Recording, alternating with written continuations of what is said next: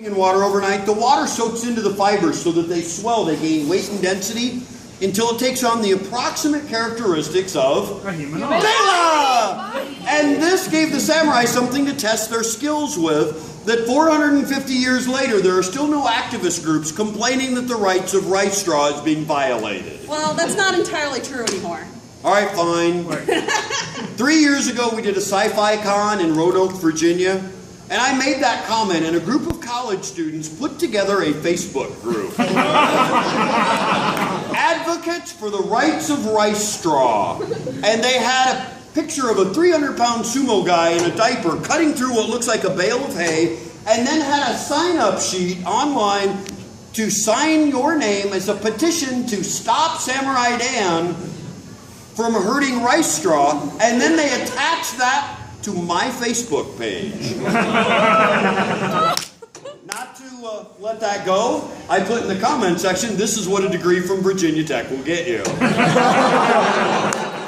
So, rice straw. Don't you dare do something. Now before I cut through this, what I want you to understand is that a 700-year-old folded steel differentially heat-treated sword should cut through weeds.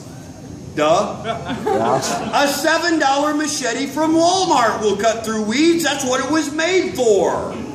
For the samurai, they were looking for something a little more than that. They were looking for the right angle, because those big sloppy figure eight cuts you see when you're watching reruns of Conan the Barbarian on Cinemax late at night, or am I the only one that still does that? Thank you. Those big sloppy cuts didn't actually work very well. You needed a little bit steeper angle. I know, fine. Yeah, go complain to George, because we also got a late start, and there's nothing in here till 10:30. It's setup time. I need 5 minutes to finish because, well, I got distracted and I'm a guy. I know, normally that means, hey, we're done. But in this case, angle.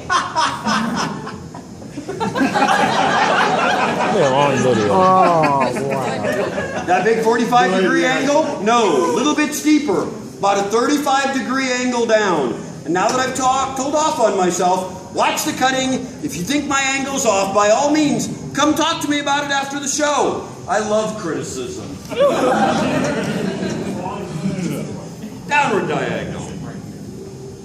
Hey! Kayla, your arm. There you go. Really? Thanks for the help. Hey, I got a rubber band. Downward diagonal. I got hit with a rubber band. Yeah. Now the samurai didn't just cut down, they also cut back up, because while this cut was harder to do, it was much harder to defend against. So they cut upwards. Hey! Can I have one? Kayla, that was your leg. Can I have a leg? Now for anybody who's ever seen a Samurai Epic or a Samurai Jack episode, at the end of the episode there's the bad guy. He's big, he's scary, he's got bad breath, barely speaks English.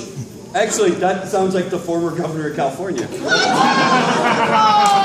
he's got a sword up over his head and he's flying towards the camera going, ah! Don't take my picture, that's always what ends up on Facebook. Hire this man. But waiting for him on the other side is the hero of our picture. He's better looking, speaks English, probably gets a girl at the end. But he's waiting to end the governor's part in the movie. The bad guy's part in the movie by cutting him in half when he lands. So!